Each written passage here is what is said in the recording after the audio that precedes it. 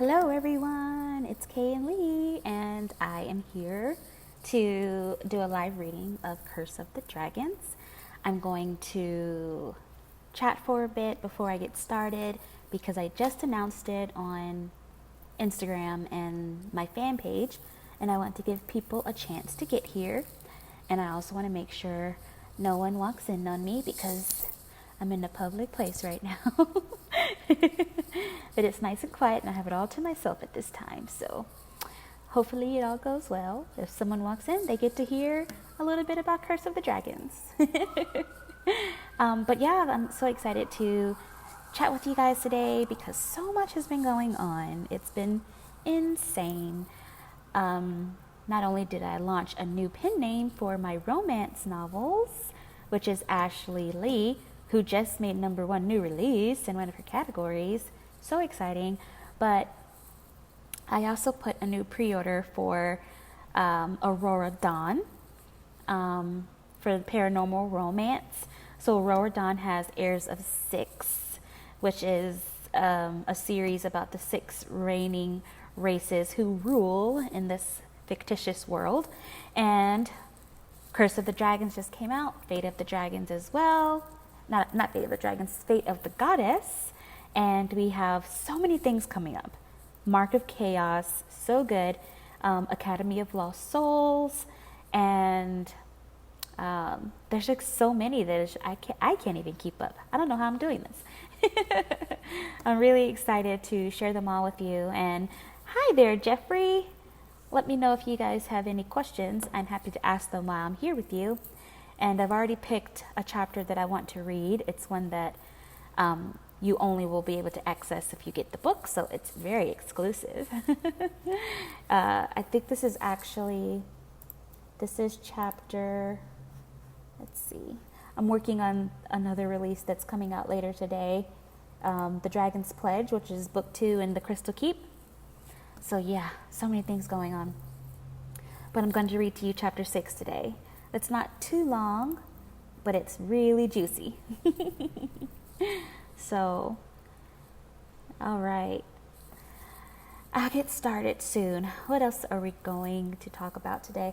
We also have a few signings coming up. I will be at Dragon Con this year. I will actually be there in the Walk of Fame, so I will be signing and meeting people, and if you can make it out, that'd be awesome. I'm not sure if I'm going to dress up or not yet, but there's a possibility that I will because I love to dress up. And I will also be at PenCon this year, not signing, but I will be there meeting the winner of the Fantastical Golden Egg event. So if you're at PenCon, I will make sure that you know where I am. So if you want to come see me or get a book signed or anything, you can find me there. So those are the 2 signings I have this year, but we also have the Ball Gowns and Books event in Australia next year, which will be super cool if any of my Aussie fans are around to come see me.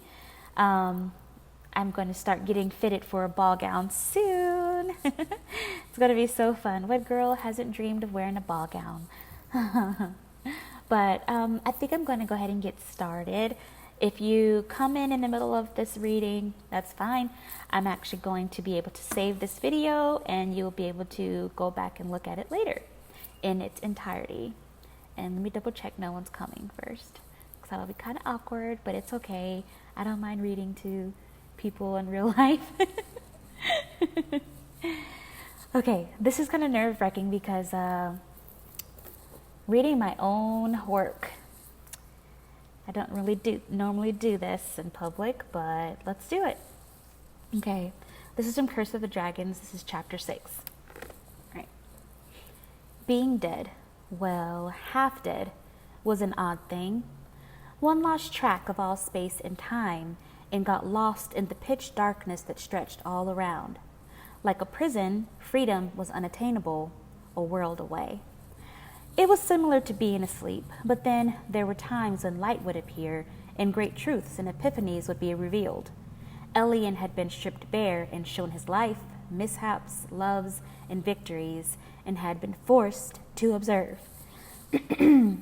Elian Weston never expected it to be as such, but as his daughter had decided to nearly end his life, it was the lot he was forced to accept. Still, when his eyes opened to see the despicable prince who ruined his entire plan, he was less than pleased. A cough arose in his throat, itching like a million hornets stuck in his chest. He hacked and shot upward as if desperate for air.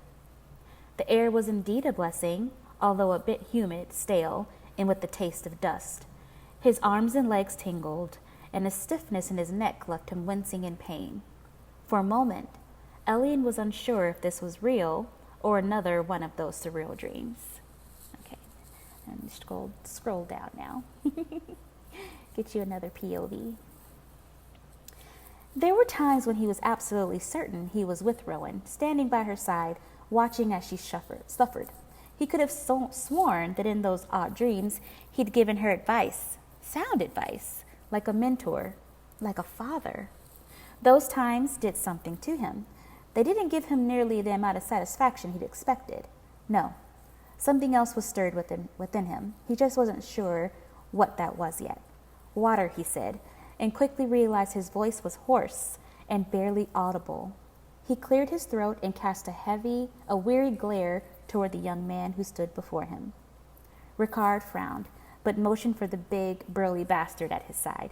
Get him some water. Elian kept his gaze fixed on the dragon before him, not trusting him an inch, and prepared to test whether that dark power still surged through his veins. It didn't go unnoticed that the other man in the tomb had a glowing orb in his hand, and that he could smell the magic and taste its power. No, he'd deal with that in time. Once the soldier returned and gave him a skin of water, he drank it down, not even close to soothing the dull ache that tightened at his throat. But it was a start. Lowering the empty water skin, he tested his voice once more. I see you missed my pretty face, didn't you, Prince Ricard? Ricard grimaced and took a step back, crossing his arms across his broad chest. That'll be King Ricard to you, wizard. And no, I couldn't care less whether you breathed another breath or rotted in that box. Ah, Elian said, nodding. He detected the disdain for wizards in Ricard's voice, and it was something he was used to. The new king of Withray knew nothing of what that title meant to him, how being a wizard had both gifted and cursed him.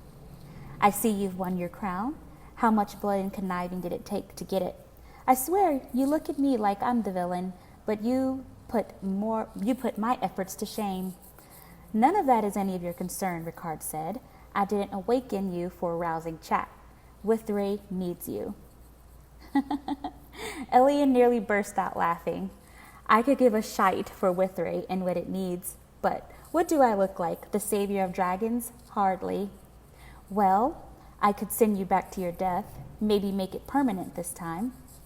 His jaw clenched at the threat, but he knew better than to dance with words with the Dragon King. He had centuries of practice and experience over him. Perhaps it was time to school him on a few things. Instead of a retort, he stretched his arms and neck and carefully climbed out of the metallic box. Standing before Ricard, he tilted his chin upward and met his green eyes with a crooked smile.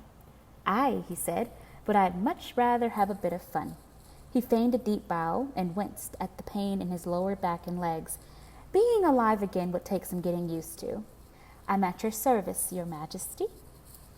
So, that is chapter 6, which will be quite interesting for those who follow the Dragonborn saga. Spoiler alert, Elian was killed in the third book of the series. So that's spoiled for you with this chapter, but I'm pretty sure you guys already knew that. So that's it for my reading for today. And guess what? I'll be doing another one soon for another book, because there are so many. So let me know what book you'd like me to pick an excerpt from to read from next time, and I will see you guys in the next video. Bye!